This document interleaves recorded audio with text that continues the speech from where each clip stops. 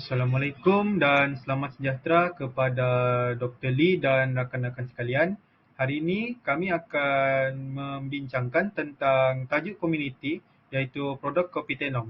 Kami merupakan kumpulan 7 iaitu saya sebagai ketua iaitu Muhammad Azlan bin Hanafia dan diikuti oleh Carlos Amin, Muhammad Irfan Daniel bin Rosli, Siti Nur Aisyah binti Ahmad Satya dan Nur Syafiqah binti Piramli. Okey. Bagi pengenalan pula, kopi mula untuk ditanam di Sabah semasa Pentadbiran British Borneo Utara yang telah berfokus dalam kawasan pantai timur di rizab hutan berdekatan kawasan Paya Bakau. Selain itu, terbiar pada tahun 1990. Kopi Tenom adalah jenis kopi yang terkenal dan tersendiri yang berasal dari wilayah Tenom di Sabah, Malaysia. Tenom terkenal dengan biji kopi yang unik, tumbuh subur di rantau ini dan iklim yang sesuai. Kopi yang dihasilkan di Tenom telah mendapat pengiktirafan untuk profil rasa yang luar biasa dan merupakan sebahagian daripada budaya kopi kaya di Malaysia. Industri kopi di Tenom mempunyai sejarah umbi dengan petani tempatan yang menggunakan kaedah penanaman tradisional dan mampan yang diturunkan dari generasi ke generasi. Penjagaan teliti diambil semasa proses pengeluaran kopi keseluruhan dari penanaman dan penuaian kepada pemprosesan dan pemanggangan yang memastikan kualiti tinggi dan keaslian kopi Tenom itu sendiri. Salah satu unik kopi Tenom ini ialah kepentingannya dalam mempromosikan amalan mampan dan etika. Banyak ladang kopi tempatan di rantau ini mengutamakan pemeliharaan alam sekitar dan prinsip perdagangan yang adil yang menyumbang kepada kesejahteraan keseluruhan masyarakat dan alam sekitaran.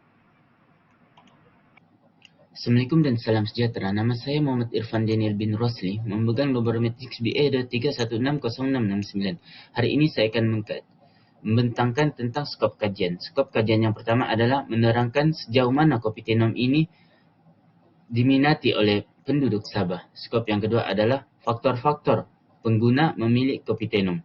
Kami akan mengkaji tentang bagaimana dan kenapa pengguna memilih kopi Tenom sebagai minuman mereka. Dan yang ketiga adalah menilai kebaikan kopi Tenom. Kami akan menilai sama ada kopi Tenom ini memberi kebaikan atau sebaliknya kepada pengguna yang meminum kopi Tenom. Dan skop kajian yang terakhir adalah cabaran. Kami akan mengkaji cabaran dalam mempromosikan kopi Tenom kerana bukan mudah untuk mempromosikan kopi Tenom. Pengkaji telah memilih produk tempatan iaitu kopi Tenom yang berasal daripada Tenom Sabah. Fokus utama kajian ini adalah untuk membincangkan faktor-faktor yang telah menyebabkan pengguna memilih produk tempatan ini serta manfaat mengamalkan kopi Tenom kepada masyarakat di Sabah khususnya. Berdasarkan maklumat yang dijelaskan dalam pengenalan awalnya, didapati bahawa kopi Tenom merupakan produk yang dihasilkan oleh komuniti tempatan di Sabah iaitu di daerah Tenom. Menurut pengkaji, didapati bahawa kopi Tenom ini banyak khasiat dan manfaatnya, seperti membantu mengurangkan risiko daripada terkena beberapa jenis kanser berdasarkan daripada bahan-bahan yang terkandung dalam kopi tersebut. Pada masa yang sama, kopi ini juga dapat mencegah daripada kerosakan pada gigi dan juga dapat mengurangkan tahap depresi yang dialami oleh seseorang, seterusnya dapat menceriakan mood seharian kita. Selain itu, dengan membeli kopi daripada produk tempatan, kita dapat menyokong produk tempatan, industri kecil sederhana tempatan dengan membeli kopi Tenom ini, dan akan dapat meningkatkan taraf hidup mereka sebagai peniaga dan juga pihak-pihak yang terlibat dalam penjualan kopi. Dan tentunya produk ini sudah tentu dapat meningkatkan ekonomi negara apabila hasil penjualannya meningkat dan juga promosi yang baik. Oleh itu, penting untuk kita mengambil tahu dan mempromosikan produk tempatan ke peringkat yang lebih tinggi. Semua masyarakat seharusnya meningkatkan kesedaran akan kepentingan menyokong pengeluaran produk tempatan sebagaimana yang telah dikaji. Assalamualaikum dan salam sejahtera. Nama saya Siti Nur Aisyah binti Ahmad Satya, BA 231600697. Baiklah, objektif kajian ini adalah untuk menyiasat faktor-faktor yang mempengaruhi pemilihan kopi Tenom. Yang kedua ialah menilai sejauh manakah kopi Tenom ini memberi manfaat kepada masyarakat di Sabah. Okey, seterusnya saya akan bentangkan tentang metodologi kajian. Terdapat 3 metodologi kajian kami. Metodologi kajian yang pertama adalah sumber internet. Pengkaji akan melayari internet untuk mendapatkan sumber maklumat. Terdapat pelbagai dan banyak sumber internet yang terdapat di internet. Perkara ini akan memudahkan lagi para pengkaji untuk mendapatkan maklumat. Yang kedua adalah kaedah borang soal selidik. Pengkaji menggunakan kaedah borang soal selidik untuk mendapatkan maklumat tambahan. Pengkaji mengedarkan sebanyak 42 borang soal selidik kepada responden. Jenis borang soal selidik ini adalah jenis tertutup. Hal ini kerana terdapat jawapan yang telah disediakan di dalam borang soal selidik ini. Para responden hanya perlu memilih jawapan yang telah disediakan. Soalan yang terdapat dalam borang soal selidik ini amatlah mudah dan jelas untuk dipahami oleh responden. Dan metodologi kajian yang terakhir adalah penemuan.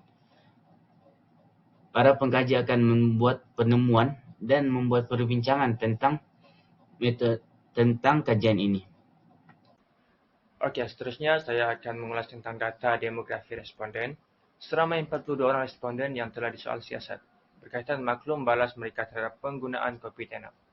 Responden terdiri daripada penggunaan kopi Tenom tidak kira lelaki ataupun perempuan. Seterusnya dapatan kajian pertama daripada bahagian A iaitu jantina. Serta di atas menunjukkan taburan jantina pengguna kopi Tenom melalui kajian lapangan yang dijalankan seperti borang soal selidik. Berdasarkan hasil kajian, daripada 42 orang responden yang dikaji, 28 orang dengan kadar peratusan 66.7% adalah responden perempuan, manakala 14 orang dengan kadar peratusan 33.3% adalah responden lelaki. Dapatan kajian kedua iaitu umur dalam bahagian A. Carta 2 menunjukkan purata umur responden yang dikaji. Keputusan yang diperolehi menunjukkan peratusan sebanyak 92.9%, iaitu seramai 39 orang iaitu majoriti responden berumur 18 hingga 20 tahun ke atas, manakala terdapat sebahagian responden berumur 30 hingga 40 tahun ke atas dan menunjukkan peratusan 7.1%, iaitu seramai 3 orang. Yang ketiga, status pengguna. Carta 3 termasuk status terkini pengguna kopi Tenom iaitu pelajar, bekerja dan tidak bekerja. Peratusan 81% terdiri daripada pelajar iaitu seramai 34 orang.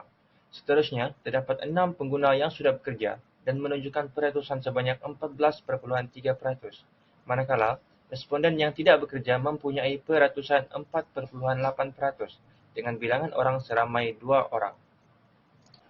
Seterusnya, kita beralih kepada bahagian B, dapatan kajian di dalam bahagian B iaitu mengkaji tentang faktor pengguna dalam memilih kopi Tenom. Bahagian B merupakan hasil data yang diperolehi oleh pengkaji untuk mengkaji faktor-faktor yang mendorong responden menggunakan kopi Tenom.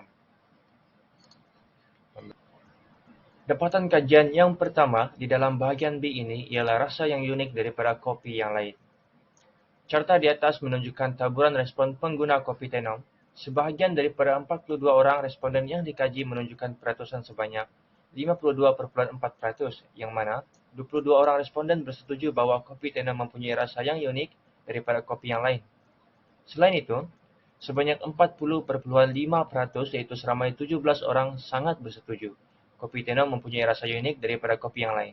Seterusnya, peratusan sebanyak 4.8% iaitu hanya 2 orang responden yang tidak bersetuju bahawa produk kopi Tenom mempunyai rasa yang unik daripada kopi yang lain. Manakala, 2 responden bersamaan 4.8% yang memberikan jawapan yang sangat tidak setuju dalam soal selidik ini. Seterusnya, dapatan kajian yang kedua di dalam bahagian B iaitu harga yang berpatutan berbanding dengan kopi yang lain. Hasil soal selidik mendapati mereka terdorong untuk menggunakan produk kopi Tenom ialah harga yang berpatutan berbanding dengan kopi yang lain. Kadar peratusan ialah 52.4% iaitu seramai 22 orang responden yang menjawab setuju, manakala 18 orang responden menjawab sangat setuju dengan kadar peratusan 42.9%. Hasil kajian mendapati satu responden yang menjawab tidak setuju dengan kadar peratusan 2,1% dan satu responden juga menjawab sangat tidak setuju dalam tinjauan ini dengan kadar bersamaan 4,8% yang memberikan jawaban yang sangat tidak setuju dalam soal selidik ini. Yang ketiga dalam bagian ini ialah menjadi kopi pilihan hotel dan resort di Sabah. Carta di atas menunjukkan kajian bahwa kopi Tenom menjadi kopi pilihan hotel dan resort di Sabah. Hasil soal selidik menunjukkan selama 24 orang atau kadar peratusan 57,1% bersetuju terhadap faktor tersebut. Selain itu, sebanyak 35,7% yaitu seramai 15 orang responden menjawab sangat setuju dan 5% yaitu 2 orang menjawab tidak setuju terhadap faktor yang dinyatakan. Dan seorang menjawab sangat tidak setuju bersamaan dengan 2,4%. Yang terakhir dalam bagian ini yaitu keluarga, kawan, sepupu saya menyarankan untuk membeli kopi Tenom. Carta 7 menunjukkan faktor keluarga, kawan atau sepupu yang menyarankan untuk membeli produk kopi Tenom. Hasil daripada penyelidikan menunjukkan bahwa 22 orang responden atau 52,4% bersetuju bahwa faktor tersebut merupakan faktor pengguna dalam memilih kopi Tenom. Seterusnya, terdapat 15 orang responden atau 35,7% sangat bersetuju dengan pernyataan tersebut. Sebanyak 4 responden tidak bersetuju bersamaan dengan 9,5% dan 1 responden tidak bersetuju dengan pernyataan tersebut dengan kadar peratus 2,4%. Seterusnya, kita beralih kepada bahagian C, yaitu menilai kebaikan penggunaan kopi Tenom. Bagian C adalah objektif kedua laporan yang bertujuan untuk menilai kebaikan penggunaan kopi Tenom. Dapatan kajian yang pertama di dalam bahagian ini yaitu dapat membantu membakar lemak. Carta 8 menunjukkan kebaikan kopi Tenom dapat membantu bakar lemak. Sebanyak 22 responden atau 52,4% bersetuju dengan perkara tersebut.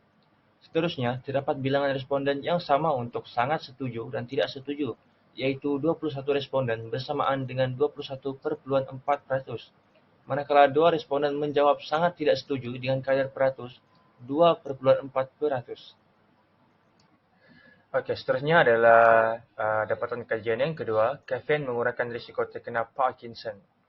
Carta menunjukkan kebaikan kedua yaitu kopi boleh mengurangkan risiko terkena Parkinson dalam pengambilan kopi Tenom. Sebanyak 71,4% atau 30 responden bersetuju bahwa faktor tersebut merupakan kebaikan pengambilan kopi Tenom. Seterusnya, 7 responden bersamaan dengan 16,7% tidak setuju dengan pernyataan tersebut, manakala 4 responden sangat setuju dengan pernyataan tersebut dengan kadar peratusan 9,5% dan seorang responden sangat tidak setuju dengan pernyataan itu juga bersamaan dengan 2,4%. Okey, dapatan kajian yang ketiga dalam bahagian ini ialah mengurangi risiko untuk terkena beberapa jenis kanser. Carta di atas menunjukkan kebaikan ketiga iaitu pengambilan kopi Tenom boleh mengurangi risiko untuk terkena beberapa jenis kanser. Terdapat 25 responden atau 59,5% setuju dengan kebaikan tersebut. Selain itu, sebanyak 8 orang bersamaan dengan 19% tidak setuju bahawa kopi ini mampu mengurangi risiko terkena kanser. Responden yang menjawab sangat setuju ialah 16,7% atau 7 responden manakala 2 responden sangat tidak setuju dengan pernyataan berikut bersamaan dengan 4,8%. Okey, seterusnya dapatan kajian yang terakhir pada bahagian C ini, iaitu boleh membuat umur anda panjang. Carta berikut menyatakan bahawa kebaikan keempat penggunaan kopi Tenom iaitu pengambilan kopi ini boleh membuatkan umur seseorang menjadi panjang. Hasil daripada penyelidikan, daripada 16 orang atau 38,1% setuju dengan pernyataan berikut. Seterusnya, 15 orang tidak setuju dengan kebaikan penggunaan kopi ini, mampu membuat umur panjang. Terdapat 6 orang menyatakan sangat tidak setuju ke atas kebaikan kopi tersebut, manakala 11,9% atau 5 orang sangat setuju dengan pernyataan berikut. Dalam pengeluaran sesuatu produk dan untuk meningkatkan hasil penjualannya, terdapat beberapa cabaran yang dihadapi. Antara cabaran dalam mempromosikan kopi Tenom, pengkaji telah menemui beberapa cabaran semasa membuat kajian tentang produk kopi Tenom ini. Antara cabaran yang pertama ialah isu akses pasaran dan keterlihatan. Salah satu cabaran utama dalam mempromosikan kopi Tenom ialah isu akses pasaran dan keterlihatan.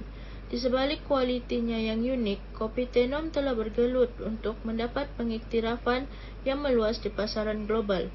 Pengkaji mendapati hal ini mungkin disebabkan oleh persaingan yang berlaku dari segi penguasaan wilayah antara kopi keluaran tempatan dengan jenama kopi daripada luar negara.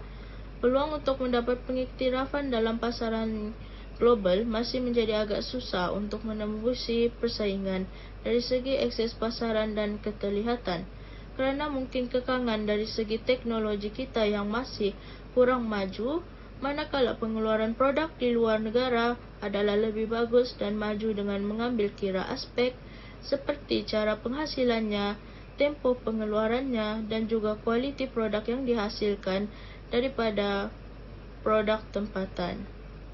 Tambahan lagi, kurangnya usaha bersepadu seperti ejen pemasaran untuk mempromosikan dan meletakkan kopi Tenom sebagai produk kopi premium. Akibatnya, pemasaran kopi tempatan menghadapi kesukaran untuk bersaing dengan jenama kopi lain dan mendapatkan kehadiran pasaran yang stabil. Cabaran yang kedua ialah persaingan antara jenama dengan kopi yang lain. Walaupun sejarahnya daripada kopi Tenom ini kaya dengan khasiat dan manfaat daripada bahan penghasilan kopi tersebut dan juga kualiti yang bermutu tinggi di samping harga yang masih cukup murah dijual di pasaran, namun terdapat cabaran lain yang didapati oleh pengkaji. Menurut pengkaji, salah satu cabaran lain yang dihadapi ialah persaingan berlaku antara kopi keluaran tempatan dengan kopi keluaran dari luar negara. Pasaran kopi tempatan masih berdaya saing dengan kopi keluaran luar negara kerana ramai pengguna sudah pun setia dan terbiasa kepada keluaran kopi dari luar negara yang lebih menjadi pilihan.